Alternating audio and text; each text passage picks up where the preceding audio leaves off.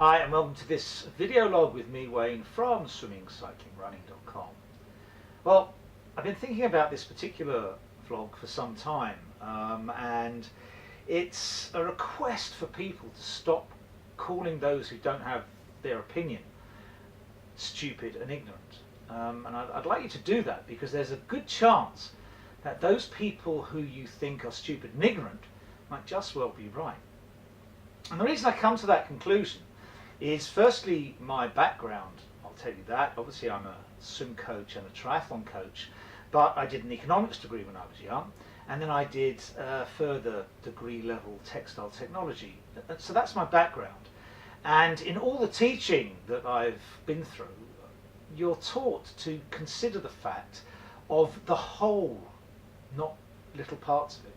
And when you consider the whole, there's got to be good and bad in virtually everything that you do. And in my experience of life, and I'm probably older than most of you, people you think are stupid generally aren't. They may be untutored, but they're very rarely actually stupid. And to make that assumption, I think, says something about you more than it does about the people you're actually describing. So what I'd like to do is take this from the perspective of immigration, because immigration is a big dividing line at the moment. There are people who say immigration is good and people who say, well, no, I don't think immigration is good. And the general line is that the people who say immigration is bad are being xenophobic, or they're ignorant and stupid. They don't understand that immigration is good. And I want to test this. I want to test this because as an economist, as a coach, I know that with good things come bad things, and if people are just saying this is 100% good, they have to be wrong. There's no question of doubt that that is wrong. And if people are saying this is 100% bad, they have to be wrong. There's no question of doubt about that. There has to be good with bad. And the question is, which outweighs which? And that's what we're just going to examine briefly. So on this side, just here, we're going to list the positives of immigration, and on this side here, we're going to list the potential negatives of immigration. Now we're going to take all the positives first, and the first thing I'm going to look at is this, what I'm going to call the current account. And the current account for immigration is effectively the tax that we bring in from what the immigrants earn versus the benefits we give out to those people coming in and looking for benefits. Now I'm saying that that's a positive, and I'm almost certain that it's incredibly positive. Because when you think about it, if someone has actually got enough get up and go to actually get up and go, they're unlikely to go somewhere and then think, no, I've lost my get up and go now. No, they're going to be go-getters. They're going to be people who actually want to do something. No matter what level they come in at, they're liable to want to have a more positive life, a better experience than they could have had wherever they came from. The second positive we're going to just add here is spending. Spending by those migrants who are working and living in the community. That spending is spent with local businesses. Local businesses therefore have more money. When they have more money, they actually employ more people. When they employ more people, those people have more money and they spend money. So there's a multiplication effect of money turning around the economy because these migrants have come here to work. And I think from the number one, we have very little question of doubt that they actually have come here to work. The third thing we're going to look at here is lowering general cost. How do I make that out? Well, in agriculture in general, we need people to do fairly low paid jobs of things like picking that local populations tend not to want to do. So there's a first thing that's going to lower costs, and that's not going to lower costs for just that area. That's going to lower costs for the whole country, because if those agricultural employers had to pay more money for the pickers, then it would put prices up for food all over the country, in fact probably all over the world. The second area of lowering costs are things like for workmen, waitresses, for cleaners, where the newly arrived immigrant is liable to want to do more manual labour, more hard labour if you like, at a reasonable cost. And therefore, that's lowering the cost generally for the whole population. And that has to be a good thing for everybody, not just for these people who are coming into work.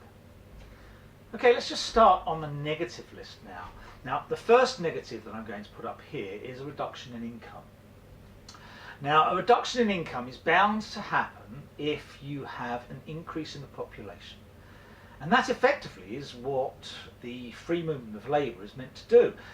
Labour is meant to chase the best possible income that they can get throughout the economic union, for example. So there's no question of doubt, the more people you have, the less income you're going to have. And the Bank of England have statistics that for a 10% increase in migration to this country, or immigration, you have a 1.88% decrease in incomes.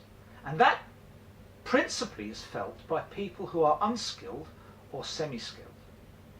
In higher income levels, where you've got greater skill, that differential is negligible, if at all seen. So we're talking about the semi-skilled and unskilled people having a 1.8% per 10% increase in migration tax on their income. Now, we're told that if we taxed the rich, they would squeal like pigs and run for the hills. But we're talking about the lower income levels, unskilled and semi-skilled, who suddenly have a 1.88% decrease in their ability to earn, or 1.88% tax on them for immigrants coming in. That would really hurt when you're already on a low income. Okay, the second thing we're going to look at is the increase in rents that are going to come because of the increased immigration. If you have a fairly static housing stock and you increase the number of people who are looking for those houses, by pure standard economics, you are going to increase the cost of that housing. So there's an increase in rent for the people who are effectively at the lowest end. And you can tell that from the recent reports that have come out. Now, everyone finds that that is true. If you have a housing stock that is inelastic, it can't grow very much, but you have a population that's fairly elastic, that does grow, you're going to increase house prices. And the only change to that is a report from Cambridge University, which judged the effect of immigration on housing prices. And what it found was that where you have an area of immigration, housing prices tended to fall by about 1.7%. And they tended to fall principally because if you had a 1% increase in population due to migration, about 0.8 to 0.9% of the local population would actually move out. So the housing stock remained static. But what tended to happen is the immigration, or people, the immigrants, were prepared to live in poorer quality accommodation. So they would share accommodation more, they would live more to a house, that type of thing. So all these people who left that area then went to a different area with increasing rents, simply because they didn't have the immigration. So the actual feeling of the people who are leaving these immigrant areas is, hang on a second, everything's getting more expensive for my rent.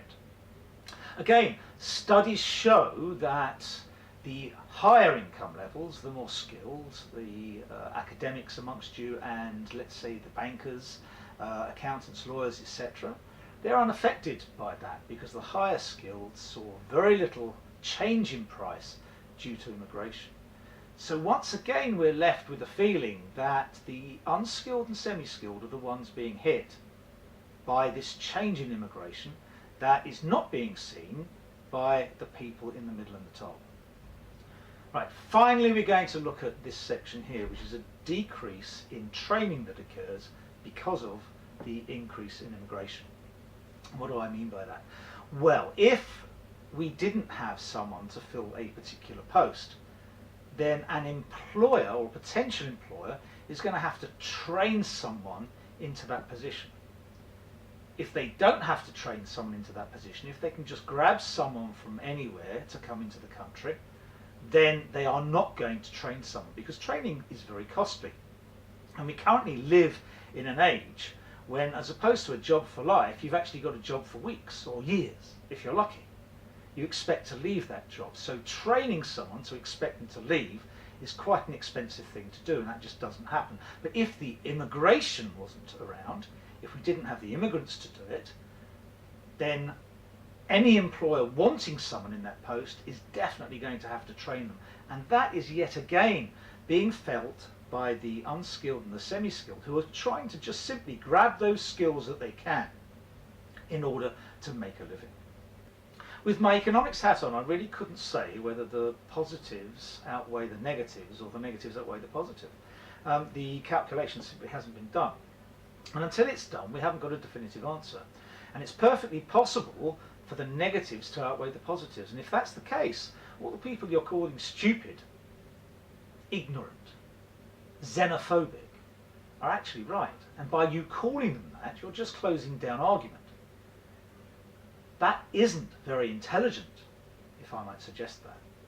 What we want is dialogue. What we want is to work our way through everything with, if we can, a consensus. That's my view. Now, I want you to comment on this underneath here. I will not reply to comments. I normally do reply to every single comment that's made on this channel. But I don't want an argument developing. I just want people's comments. And it'll be interesting to watch them. So please leave a comment. Hopefully you've enjoyed this. Hopefully it's been in some way enlightening. All I want to do is just get you to think that if you're calling someone stupid, what happens if their argument actually in the end is right? All right, keep well. Have a good week. See you next time.